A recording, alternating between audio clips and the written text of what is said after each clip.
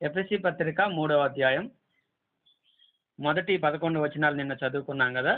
మరలా మనం ఈ 11 వచనాల్లో మరొక కోణంలో కొన్ని విషయాల్ని ఆలోచన చేస్తాం. ఎఫెసీ పత్రిక 3వ అధ్యాయం మొదటి వచనం.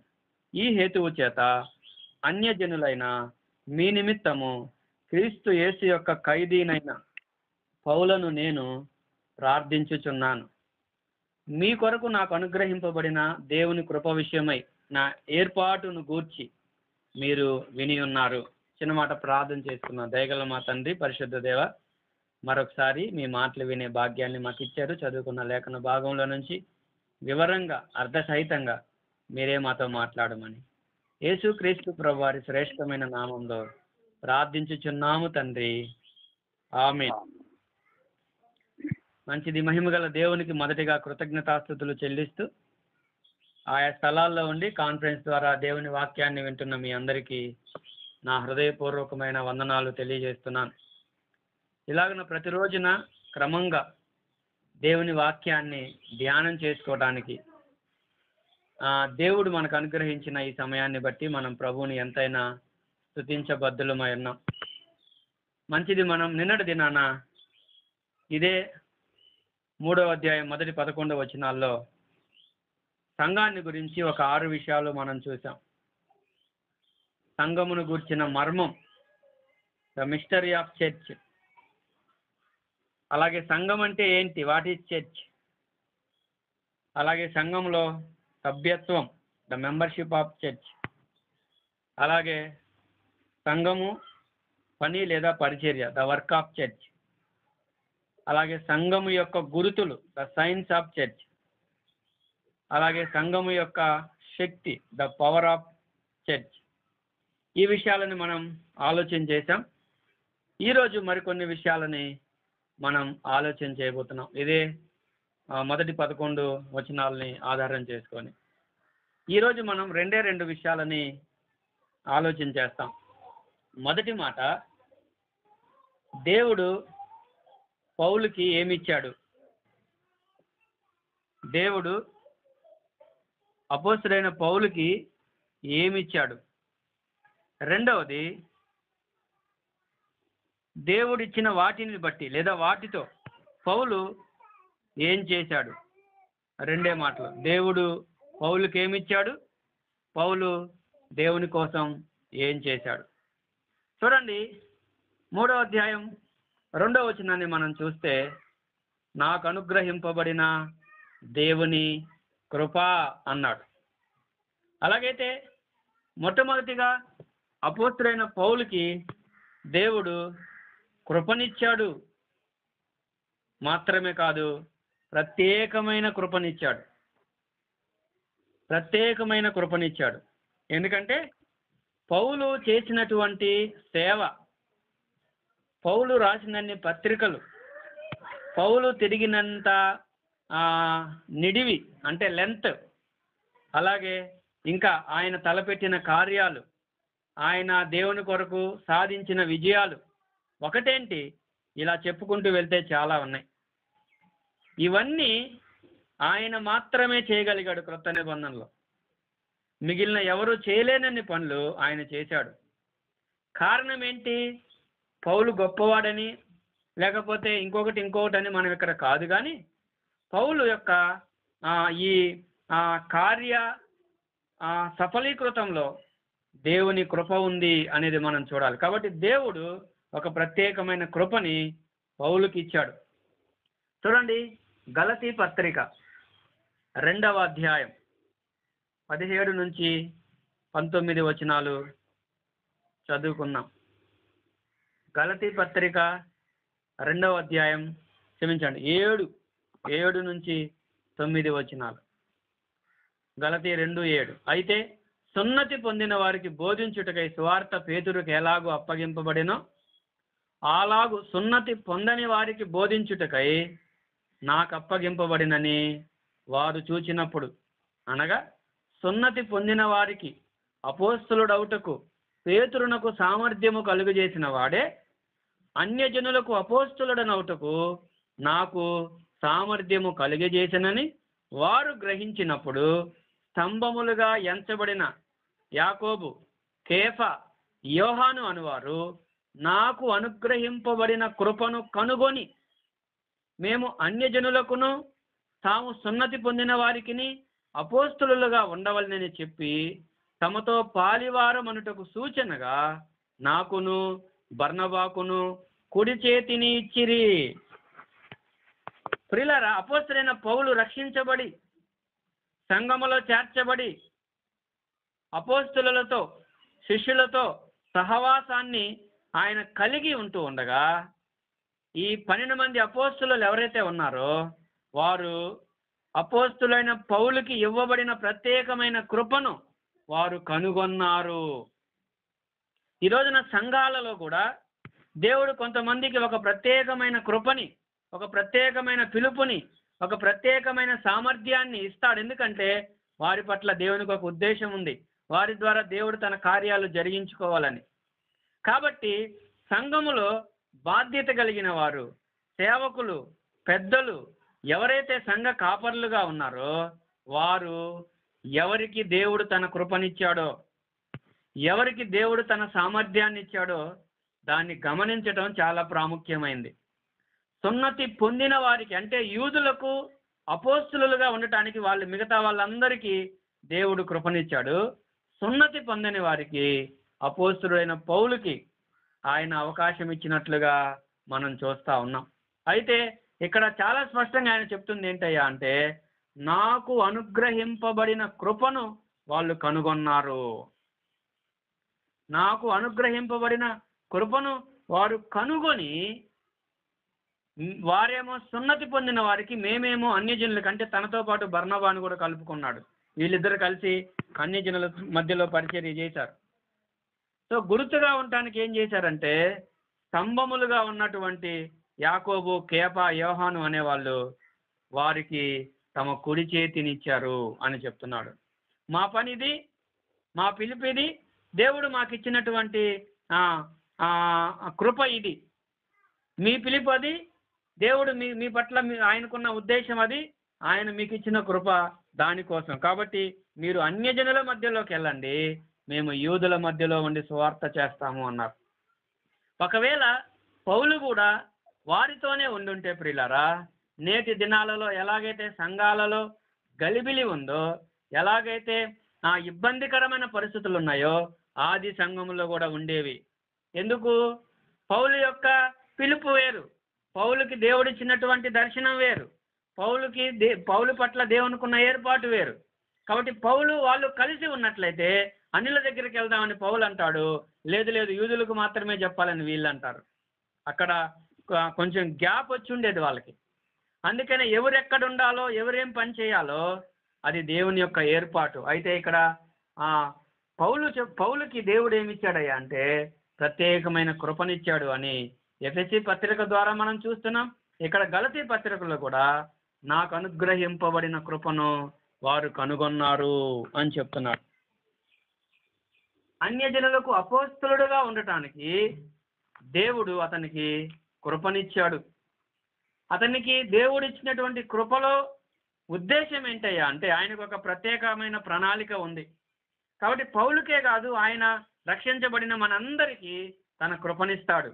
ఎందుకు అంటే మనం ఆయన పని చేయటానికి, ఆయనకు ఉపయోగపడటానికి. ఇక్కడ పౌలుకి ఆయన ఎందుకు కృపనిచ్చాడంటే అన్యజనుల దగ్గరకు వెళ్ళటానికి. మిగిలిన అపోస్తలులకు ఆయన ఎందుకు కృపనిచ్చాడంటే యూదుల మధ్యలో ఉండి వారికి సువార్తను చెప్పటానికి. కాబట్టి మనం ఎక్కడ ఉండాలి, ఏం చేయాలి అనేది మనకు ఒక క్లారిటీ రావాలంటే, మనం చేసేటువంటి పని సఫలీకృతం అవ్వాలి అంటే, సరైన రూట్లో మనం వెళ్ళాలి అంటే తప్పకుండా దేవుని కృప మనకు అవసరం అని మనం చూస్తూ ఉన్నాం. అలాగే మనం అపోస్తలుల కార్యముల గ్రంథం 9వ అధ్యాయం, అపోస్తలుల కార్యముల గ్రంథం 9వ అధ్యాయం 15వ వచనం చూస్తే, అందుకు ప్రభు నీవు వెళ్ళుము, అన్యజనుల ఎదుటను రాజుల ఎదుటను ఇశ్రాయేలీల ఎదుటను నా నామమును భరించుటకు ఇతడు నేను ఏర్పరచుకొనిన సాధనమై ఉన్నాడు. ఆయన దమస్కులో పౌలుకి ప్రత్యక్షమైన తరువాత అననీయ దగ్గరికి కూడా వెళ్ళి అంటాడు, అననీయ ఇదిగో నువ్వు పలానా చోటుకెళ్ళు, తిన్నని దనబడిన వీధికెళ్ళు, అక్కడ యోధా అనే వారి ఇంట తార్సు వాడైన సౌలు ఉన్నాడు. అతను నీకోసం అతను నాకు ప్రార్థన చేస్తున్నాడు, నీకోసం ఎదురు చూస్తున్నాడు. కాబట్టి నువ్వు అతని మీద చేతులుంచి అతనికి కనుదృష్టి కలుగజేస్తావని నేను అతనికి ఆల్రెడీ తెలియజేశాను. నువ్వు వెళ్ళు అంటే అతను పౌలు గురించి చెప్పటం అప్పుడు ప్రభు వివరిస్తున్నాడు. నువ్వు వెళ్ళు, అన్యజనుల ఎదుట, రాజుల ఎదుట, ఇశ్రాయేలుల ఎదుట నేను ఏర్పరచుకున్న సాధనం అతను అని చెప్తున్నాడు. అంత మాత్రమే కాకుండా అపోస్తలుల కార్యముల గ్రంథం 22వ అధ్యాయం, అపోస్తలుల కార్యముల గ్రంథం 22వ అధ్యాయం 21వ వచనం చూడండి. అందుకు ఆయన, వెళ్ళుము, నేను దూరముగా అన్యజనుల యుద్ధకు నిన్ను పంపుదునని నాతో చెప్పాను.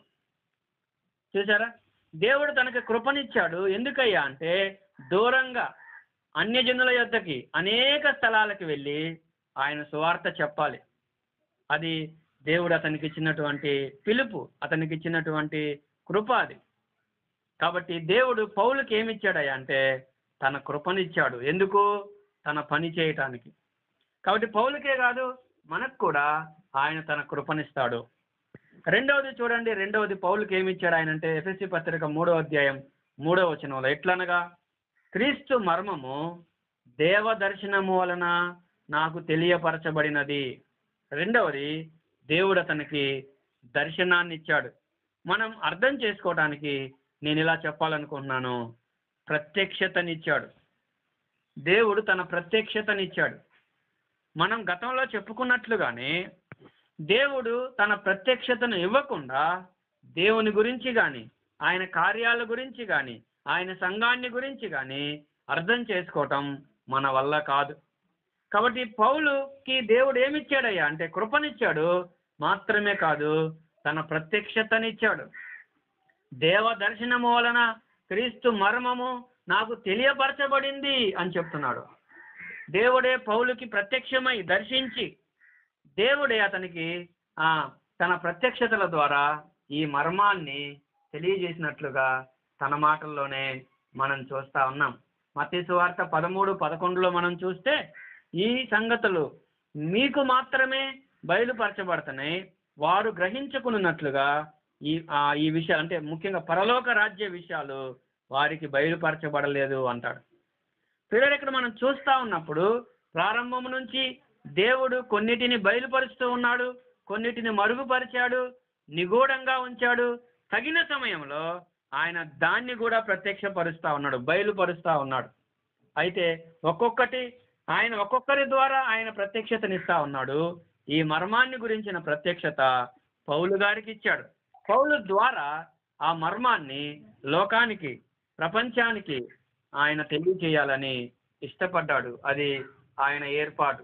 రోమాపత్రిక 16వ అధ్యాయం 25వ వచనం మనం చూస్తే ఇలా ఉంటుంది చూడండి. రోమాపత్రిక 16వ అధ్యాయం 25వ వచనం, సమస్తమైన అన్యజనులు విశ్వాసమునకు విధేయులగునట్లు ఆది నుండి రహస్యముగా ఉంచబడి ఇప్పుడు ప్రత్యక్షపరచబడిన మర్మము నిత్య దేవుని ఆజ్ఞ ప్రకారము ప్రవక్తల లేఖనముల ద్వారా వారికి తెలుపబడి ఉన్నది. ఈ మర్మమును అనుసరించి ఉన్న నా సువార్త ప్రకారముగాను యేసుక్రీస్తును గూర్చిన ప్రకటన ప్రకారముగాను మిమ్మల్ని స్థిరపరచుటకు శక్తివంతుడును అద్వితీయుడును జ్ఞానవంతుడైన దేవునికి యేసుక్రీస్తు ద్వారా నిరంతరము మహిమ కలుగునుగాక అని చెప్తున్నాడు. ఇక్కడ కూడా మనం జ్ఞాపకం చేసుకుంటే ప్రియులారా, ఇక్కడ ఏమంటాడంటే అన్యజనులు విశ్వాసానికి విధేయులవుతారు అని అనాది నుంచే రహస్యంగా ఉంచబడి ఇప్పుడు ప్రత్యక్షపరచబడిన మర్మం అన్నాడు. ఈ మర్మం స్వార్థ ప్రకటన ద్వారా బయటికి వచ్చినట్లుగా, బయలు వెడలినట్లుగా, అది పౌలు గారి ద్వారా ఈ మర్మం బయలుపరచబడినట్లుగా మనం చూస్తా ఉన్నాం.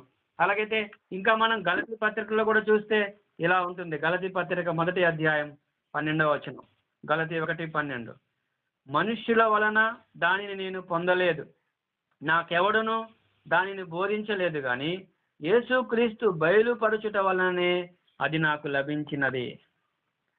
చాలాసార్లు అక్కడక్కడ వాక్యం చెప్తానప్పుడు కొంతమంది ఏమంటారంటే, బ్రదర్ మీరు ఎక్కడైనా బైబిల్ ట్రైనింగ్ చేశారా అని అడుగుతారు. లేదు బ్రదర్, నేను ప్రభు పాదాల దగ్గరే నేర్చుకున్నాను అని చెప్తాను. అంటే బైబిల్ ట్రైనింగ్ చేయటం తప్పని నా ఉద్దేశం కాదు, కానీ ఇక్కడ పౌలు గారు చెప్తున్నది ఏంటయ్యా అంటే, నాకెవ్వరూ నేర్పలేదు, నేను ఎవ్వరిని మానవ మాత్రలతో సంప్రదింపలేదు, యేసుక్రీస్తు బయలుపరచడం ద్వారానే నాకు ఆయన విషయాలు తెలిసాయి అన్నాడు. కాబట్టి పౌలు యొక్క అనుభవం ఏంటయ్యా అంటే, దేవుడు ప్రత్యక్షపరిచే వరకు ఆయన దేవుని పాదాలు పట్టుకునేవాడు. ఇది బెస్ట్ మెథడ్ అన్నమాట. మనం ఇతరుల దగ్గర నేర్చుకోవాలి, మనం అవసరమైతే అనుకూలత ఉంటే ట్రైనింగ్ చేయొచ్చు, అదేమీ తప్పు కాదు. కానీ మనం ఎక్కడున్నా కానీ మనము దేవుని ప్రత్యక్షత కొరకు ఎదురు చూడటం అనేది చాలా ప్రాముఖ్యమైనది. ఆయన ప్రత్యక్షపరచకపోతే మనం ప్రియులారా ఏం చేసినా కూడా వాటిని మనం అర్థం చేసుకోలేమనేది మనం చూస్తూ ఉన్నాం. సరే, పౌలుకి దేవుడు ఏమిచ్చాడు అంటే ప్రత్యక్షతనిచ్చాడు. తర్వాత ఏమిచ్చాడు చూడండి, 4వ వచనం, ఎఫెసీ పత్రిక 3:4. పౌలుకే కాదు, ఆయన తన ప్రత్యక్షతను మనకు కూడా ఇస్తాడు, అది గుర్తుపెట్టుకోండి. 4వ వచనం, ఎఫెసీ 3:4, మీరు దానిని చదివిన ఎడల దానిని బట్టి ఆ క్రీస్తు మర్మమును గూర్చిన నాకు కలిగిన జ్ఞానము గ్రహించుకొనగలరు అన్నాడు. అంటే ఇంతకుముందు ఒక పత్రిక రాశాడంట వాళ్ళకి, అది మనకి దొరకలేదు, అందుబాటులో లేదు. ఇంతకుముందే రాశాను, దాన్ని మీరు చదివారనుకోండి, దాన్ని మీరు చదివితే 3వ వచనంలో చెప్తున్నాడు, రాశాను, సంక్షిప్తముగా రాశాను అని చెప్తాడు. ఇప్పుడు దాన్ని కనుక మీరు చదివితే నాకు కలిగిన జ్ఞానం ఎలాంటిదో మీరు గ్రహించుకోగలరు అంటాడు. అందుకనే ప్రియులారా, అపోస్తలుడైన పేతురు కూడా పౌలు గారి గురించి ఇలా రాస్తాడు. చూడండి, పేతురు రాసిన 2వ పత్రిక 3వ అధ్యాయం 15వ వచనం. పేతురు రాసిన 2వ పత్రిక 3వ అధ్యాయం 15వ వచనం. మరియు మన ప్రభు యొక్క దీర్ఘశాంతము రక్షణార్థమైనదని ఎంచుకొనుడి.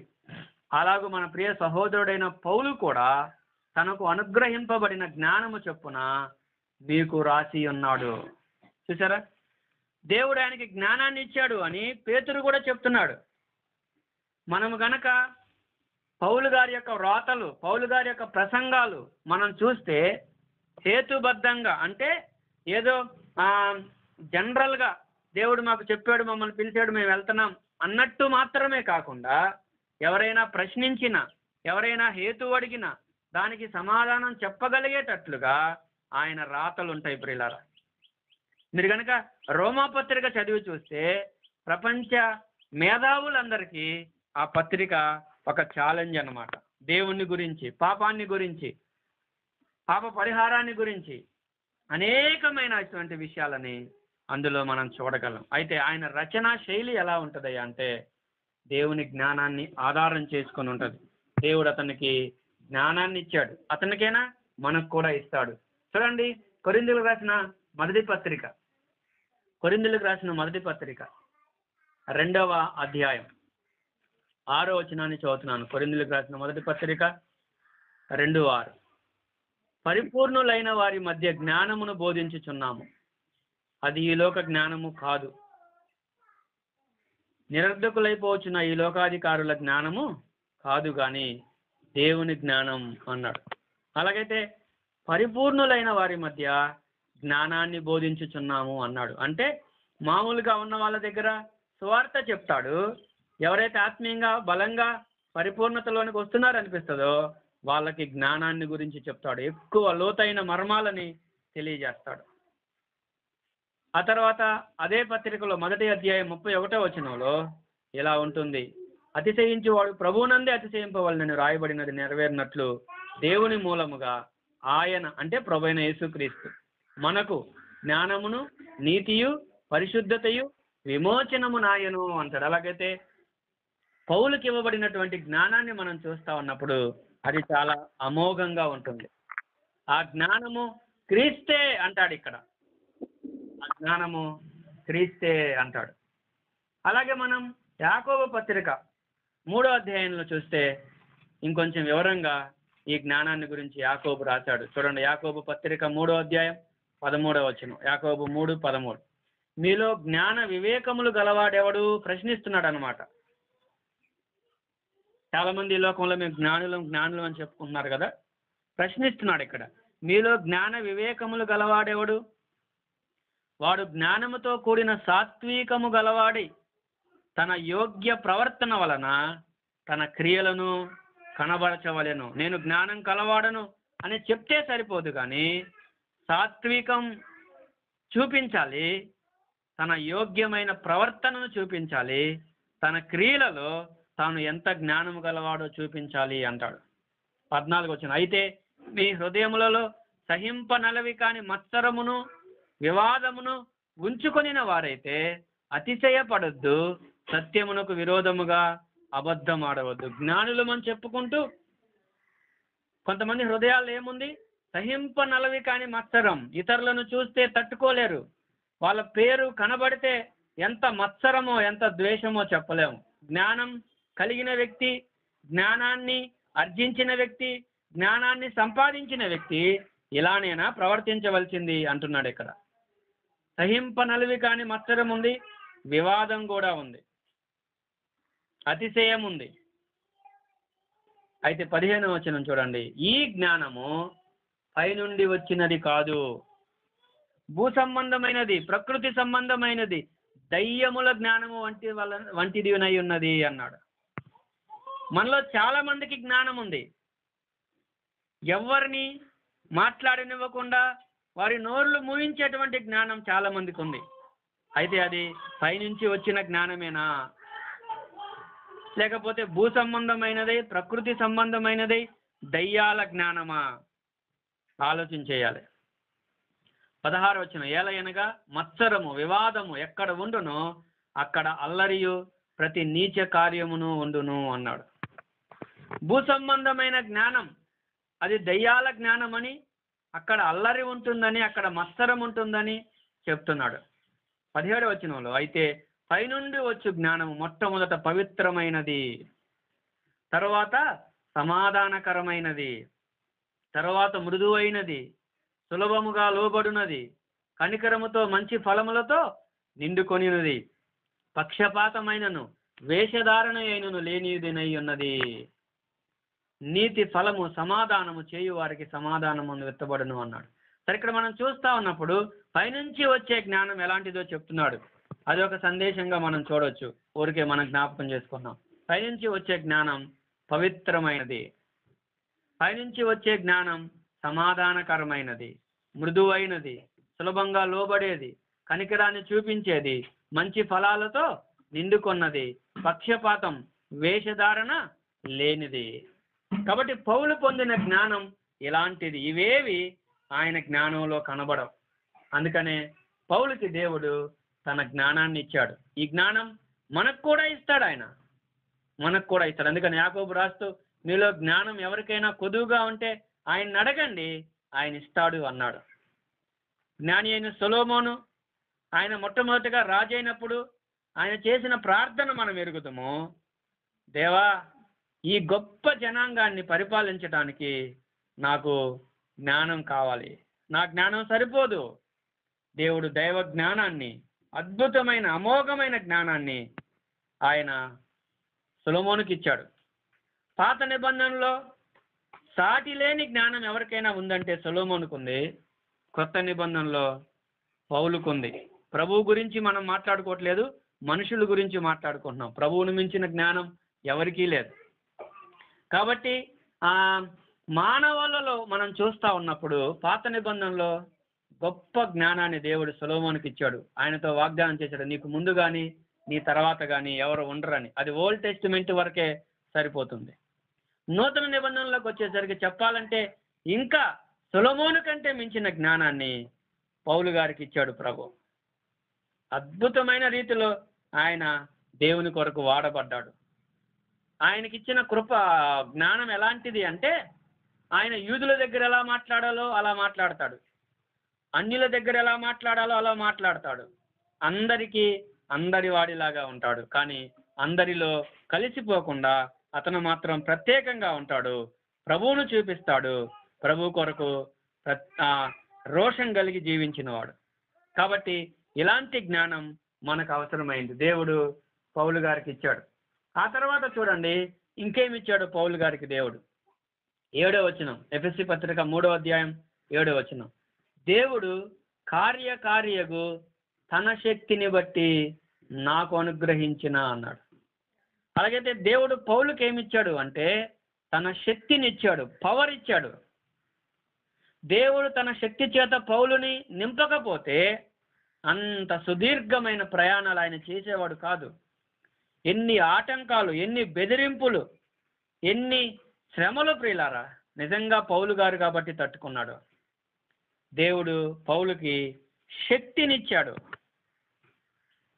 అన్ని పరిస్థితుల మధ్యలో అన్నిటినీ తట్టుకొని తాలుకొని ప్రభు కొరకు నిలబడటానికి, అపవాదిని జయించటానికి, లోకాన్ని జయించటానికి, పాపాన్ని జయించటానికి, శరీరాన్ని జయించటానికి దేవుడు పౌలు గారికి శక్తిని ఇచ్చాడు. పౌలుకే కాదు, ఆయన యందు విశ్వాసం ఉంచిన ప్రతి ఒక్కరికి ఆయన తన శక్తిని ఇవ్వటానికి సిద్ధంగా ఉన్నాడు.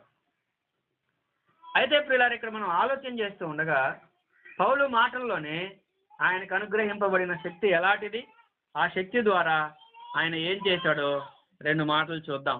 కొరింథీయులకు రాసిన 2వ పత్రిక, కొరింథీయులకు రాసిన 2వ పత్రిక 3వ అధ్యాయం 5-6 వచనాలు. కొరింథీయులకు రాసిన 2వ పత్రిక 3వ అధ్యాయం 5-6 వచనాలు. మా వలన ఏదైనను అయినట్లుగా ఆలోచించుటకు మా అంతటా మేమే సమర్థులమని కాదు, మా సామర్థ్యము దేవుని వలనే కలిగి ఉన్నది.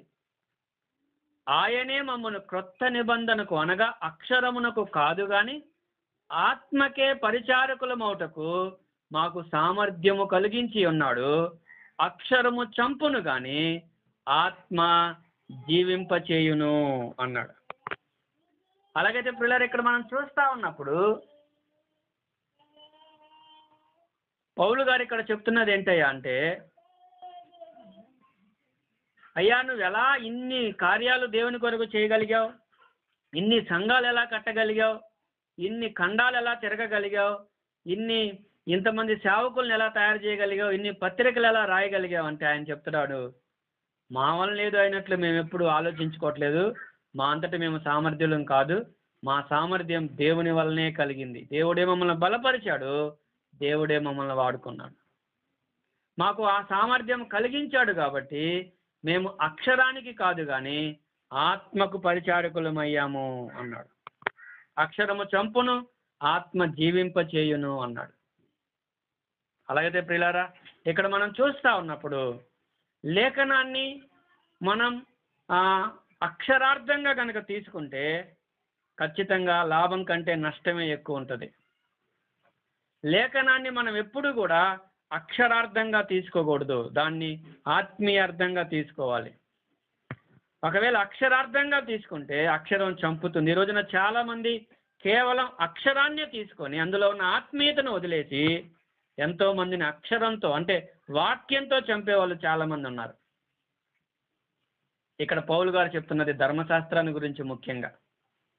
సరే ప్రియులారా, ఇక్కడ మనం ఆలోచన చేస్తూ ఉండగా పౌలుకి దేవుడు తన శక్తిని ఇచ్చాడు, సామర్థ్యాన్ని ఇచ్చాడు దేవుని కార్యాలు చేయడానికి. కొలసీ పత్రిక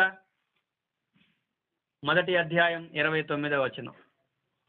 కొలసీ 1:29. అందు నిమిత్తము నాలో బలముగా కార్యసిద్ధి కలుగుజేయు ఆయన క్రియాశక్తిని బట్టి నేను పోరాడుచు ప్రయాసపడుచున్నాను. నాలో బలముగా కార్యసిద్ధి కలుగుజేయు ఆయన క్రియాశక్తిని బట్టి నేను పోరాడుచు ప్రయాసపడుచున్నాను. బలాన్ని కలుగజేసి లేకపోతే బలంగా కార్యాన్ని కలుగజేసేటువంటి ఆయన క్రియాశక్తి అంటున్నాడు. అలాగైతే పౌలు గారు తన శక్తిని, తన బలాన్ని పౌలు గారికి ప్రభు ఇచ్చినట్లుగా మనం చూస్తా ఉన్నాం. ఆయన బలం అతనిలో కార్యసిద్ధి కలుగజేస్తుంది, అతన్ని ప్రయాసపడేటట్లు, దేవుని కొరకు పోరాడేటట్లు గొప్ప సాధనంగా తయారు చేస్తున్నట్లుగా ఇక్కడ మనం చూస్తా ఉన్నాం. దేవుడు పౌలు గారికి తన శక్తిని ఇచ్చాడు. 3వ అధ్యాయం ఎఫెసీ పత్రిక 7వ వచనం.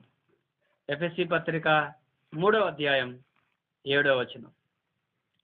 దేవుడు కార్యకార్యకు తన శక్తిని బట్టి నాకు అనుగ్రహించిన కృపావరము చొప్పున అన్నాడు.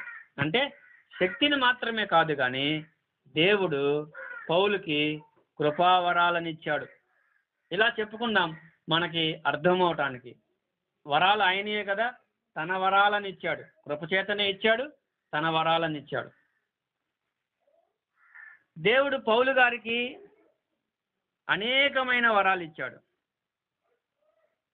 మనకి బైబిల్లో లేదు కానీ చరిత్రలో ఒక భక్తుడు చాలా కాలం క్రితం నేను చదివాను. ఆయన చెప్పాడు పౌలు గారు దాదాపుగా 60 భాషలు మాట్లాడగలడట.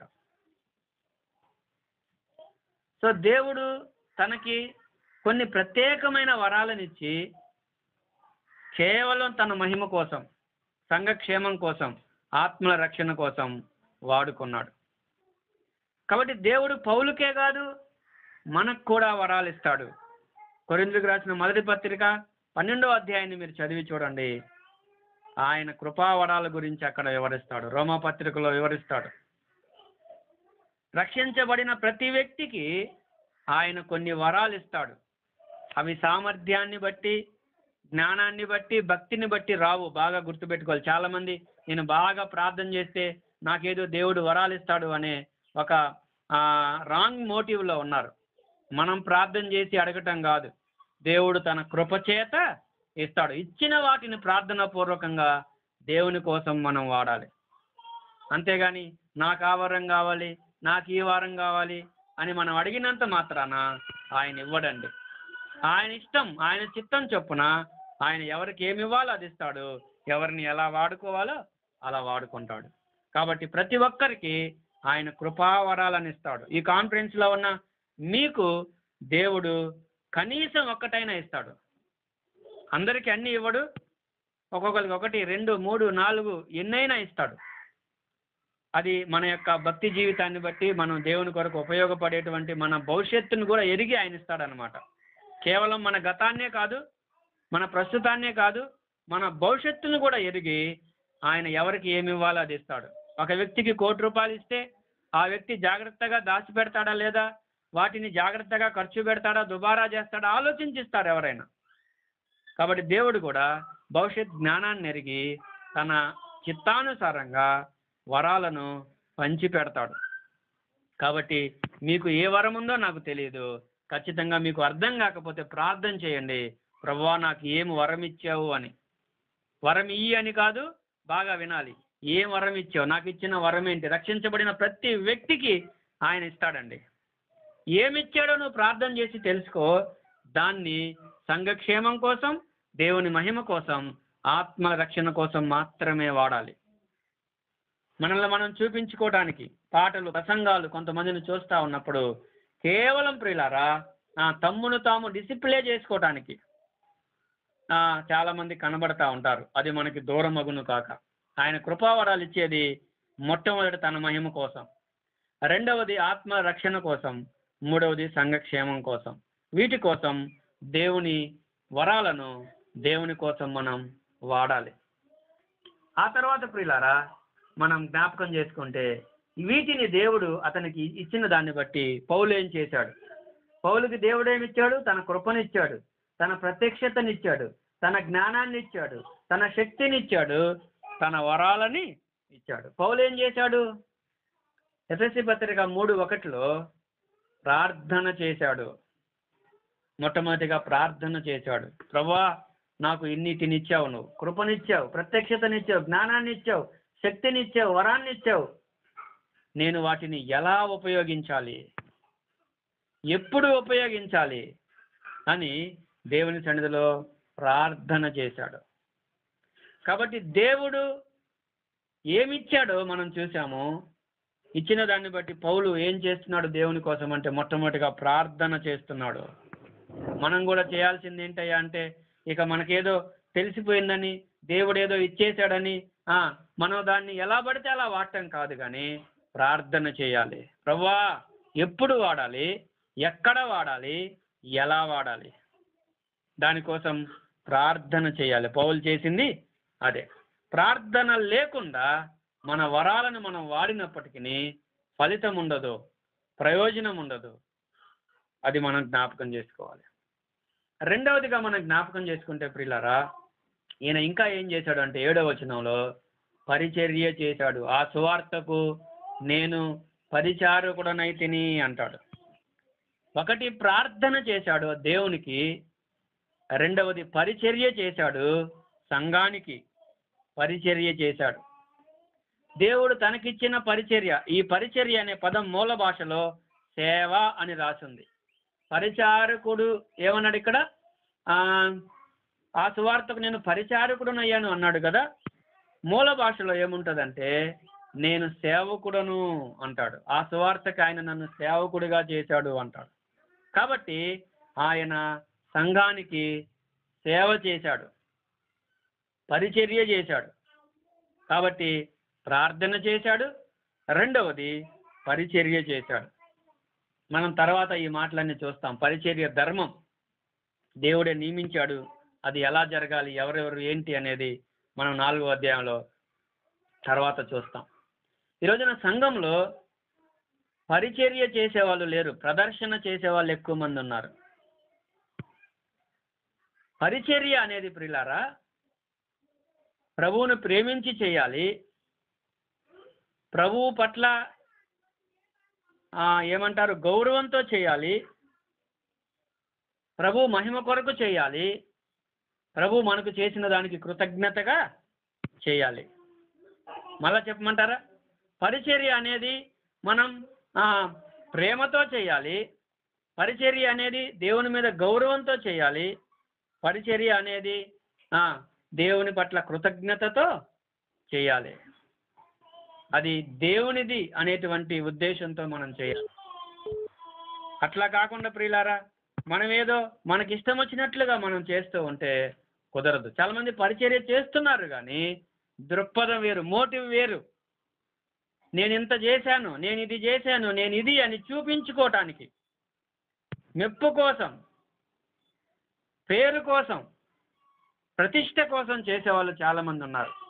పౌలు అలా ఎప్పుడూ చేయలేదు, పరిచర్య చేశాడు. మూడవదిగా 11వ వచనంలో మనం చదువుతాము, చివరికి వచ్చేసరికి ఆయన ప్రకటించాడు, అన్యజనులలో సువార్తను ప్రకటించాడు. ప్రార్థన చేశాడు, పరిచర్య చేశాడు, ప్రకటించాడు. కాబట్టి ప్రభువు మనకిచ్చినటువంటి ఈ సామర్థ్యాలను, ప్రభువు మనకిచ్చినటువంటి వరాలను, ప్రభువు మనకిచ్చినటువంటి తలాంతులను మనం ఉపయోగించి ఈ 3 పనులు చేయాలి. ప్రార్థన చేయాలి, సంఘానికి పరిచర్య చేయాలి, మూడవది సమాజానికి సువార్తను ప్రకటించాలి. ఈ సువార్త ప్రకటనలో కూడా ఒక్కొక్కరిని ఒక్కో విధంగా దేవుడు వాడుకుంటాడు, అందరినీ ఒక రకంగా వాడుకోడు. ఎవరికి ఎవరు సూట్ అవుతారో, ఎవరికి ఎలా చెప్తే అర్థమవుతుందో, కాబట్టి ఆ ప్రేమతో చెప్పేవారు కావాలి కొంతమంది, దీర్ఘశాంతంతో చెప్పేవాళ్ళు కావాలి కొంతమంది, అలాగే జ్ఞానంతో చెప్పేవాళ్ళు కావాలి కొంతమంది, అలాగే అనేక కోణాల్లో ఎవరికి సందర్భానుసారంగా చెప్పేవాళ్ళు కావాలి. కాబట్టి ప్రియులారా అలాగున దేవుడు వాడుకుంటాడు. నేను ముగిస్తున్నాను. 2 మాటలు మనం విన్నాము. దేవుడు పౌలుకి ఏమిచ్చాడు, మరి మనకేమిచ్చాడు? ఈ మాటలు వింటున్నా నీకేమిచ్చాడు? అసలు తెలుసా ఏమన్నా ఇచ్చాడో లేదో? ఊరికే మందిరానికి వెళ్ళి వస్తున్నావా? ఖచ్చితంగా స్త్రీ అయినా, పురుషుడైనా, యవనులైనా, వృద్ధులైనా, ఏ వయసు వాళ్ళైనా ఏమి భేదం లేకుండా ఆయన రక్షణ అందరికీ సమానంగా ఇచ్చాడు. అలాగే సంఘములో తన కృపావరాలను పంచి ఇచ్చాడు, ఎవరెవరు ఏం చేయాలి అనేది. ఆయన ఇచ్చిన దాన్ని మనం తీసుకొని దాన్ని తన మహిమ కోసం, సంఘక్షేమం కోసం, ఆత్మల రక్షణ కోసం వాడాలి. సో దేవుడు ఏమిచ్చాడు పౌలుకి మనం చూసాము, మనకేమిచ్చాడు మరి? రెండవది పౌలు ఏం చేశాడో చూసాము. మరి మనం ఏం చేస్తున్నాం?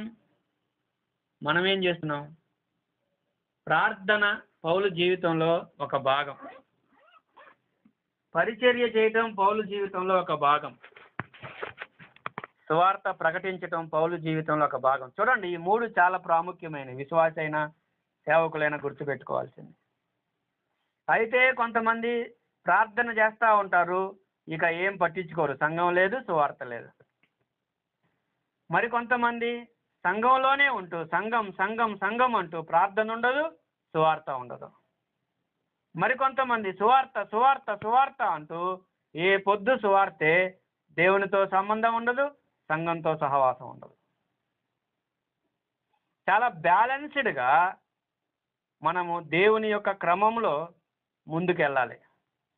దేవునితో మనం ఎప్పుడు ప్రార్థనలో సంబంధాన్ని కలిగి ఉండాలి, సంఘంతో మనం ఎప్పుడు సహవాసాన్ని కలిగి ఉండాలి, అలాగే సువార్తను కూడా ఎల్లప్పుడూ చేయాలి. ఈ మూడు సమపాళ్లలో ఉండాలి, ఈ మూడు బ్యాలెన్స్డ్గా ఉండాలి. అలాగున పౌలు గారు తన జీవితంలో ఆయన చేశాడు గనుకనే అద్భుతమైన విజయాలు సాధించాడు, గొప్ప పరిచర్య చేశాడు, అనేక సంఘాలు కట్టాడు, అనేక మందికి నేటికి మనలాంటి వారికి మాదిరిగా నిలబడ్డాడు. కాబట్టి నీవు నేను కూడా అలాంటి జీవితాన్ని జీవించాలి అంటే ఇదిగో మనకి దేవుని కృప, దేవుని ప్రత్యక్షత, దేవుని శక్తి, దేవుని జ్ఞానం, దేవుని వరం మనకు కూడా కావాలి. ఆయన ఇస్తాడు. వాటిని మనం కలిగి ప్రభు కొరకు పనిచేద్దాం, ప్రభు మహిమ కొరకు ఈ భూమి మీద కొనసాగుదాం. అలాంటి కృప ప్రభు మనందరికీ అనుగ్రహించును గాక.